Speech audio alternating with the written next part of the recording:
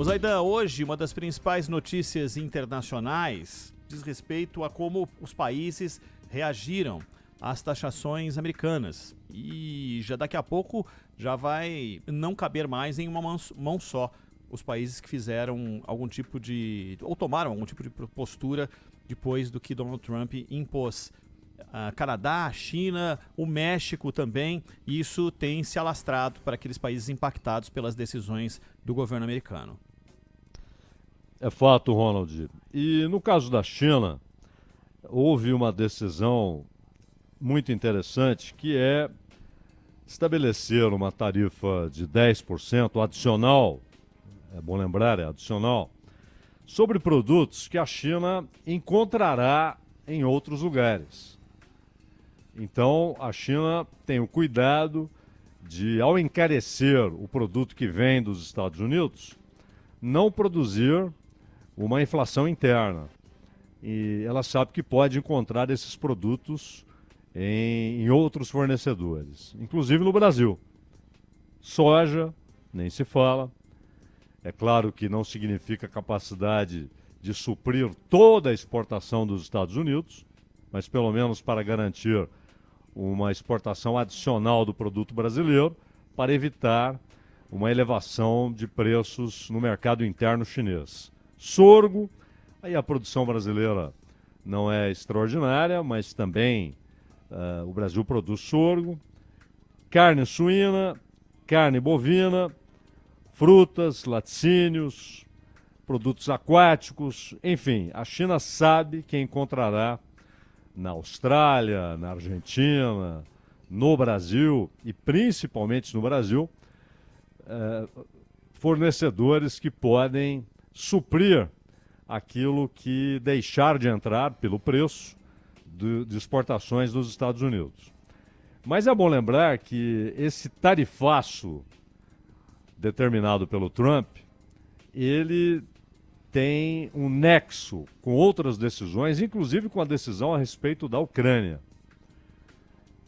Tudo isso tem a ver com a maneira como o Trump vê, ele, claro, como representante de parte dos grupos capitalistas americanos, essa parte que enxerga a necessidade de desmontagem da globalização, de estabelecimento do que eles chamam de imperialismo nacional, de um só país, sem um sistema, né, com a rede de vassalos, que custa muito cara, essa rede, militarmente é caríssima, o funcionamento das instituições internacionais que representam esse sistema no mundo financeiro, como o Banco Mundial, Fundo Monetário Internacional, etc. E então há um nexo entre todas essas coisas. E, inclusive, um assunto que a gente pode abordar essa semana, que é o fato de que 3 países já entenderam e veem como uma grande oportunidade o que está acontecendo. Outros perderão. E a América Latina, particularmente, terá muitos problemas com esses novos conceitos. Mas a China, a Rússia e a Alemanha já se preparam para os benefícios que enxergam, ainda que a médio prazo, em alguns casos a longo prazo, mas que enxergam nessa mudança conceitual realizada pelos Estados Unidos e que tem o Trump como realizador, né, como portador dessa mudança. E claro, o Trump ele chegou a dizer, Ronald, que sim, haverá um custo nos Estados Unidos. Haverá um custo imediato. Mas o que ele quer pregar para os americanos e para os investidores americanos, olha, você tirou sua fábrica daqui e foi para a Indonésia, foi para a Coreia, foi para a China. Você não quer pagar sobretaxa? Venha produzir aqui. E os operários, e muitos votaram no Trump, ele teve um apoio considerável, onde havia aqueles cinturões industriais nos Estados Unidos, esses operários querem as fábricas de volta, os empregos de volta. A globalização custou muito caro para a indústria interna nos Estados Unidos. E alguns setores não conseguiram se internacionalizar, né? não conseguiram se internacionalizar. Alguns setores é inviável essa internacionalização, por exemplo, o setor de energia. Então, o Trump já disse que sabe que haverá um encarecimento de alguns produtos, ou de vários produtos, no mercado americano, mas que a saída é começar a produzir lá. Vocês gostam da geladeira alemã, mas vão parar de comprar geladeira da Alemanha. Querem aquela mesma geladeira? Fabriquem aqui. Aquele carro que vocês importam da Coreia ou da Alemanha, fabriquem aqui. GM, você que está trazendo os seus carros de fora, você é uma fábrica americana e for produzir lá fora por causa do custo, você já ganhou muito dinheiro com a globalização. Agora esse ciclo está encerrado, você tem de voltar para produzir aqui. Essa é a ideia. Então há um nexo entre todas essas decisões e a China teve o cuidado. O Canadá não pode fazer isso, o México também não. O México terá problemas, né, porque muitas fábricas saíram dos Estados Unidos para fazerem sua produção no México, a um custo muito menor, levando esses produtos para os Estados Unidos. Com a sobretaxa, uma boa parte voltará para os Estados Unidos.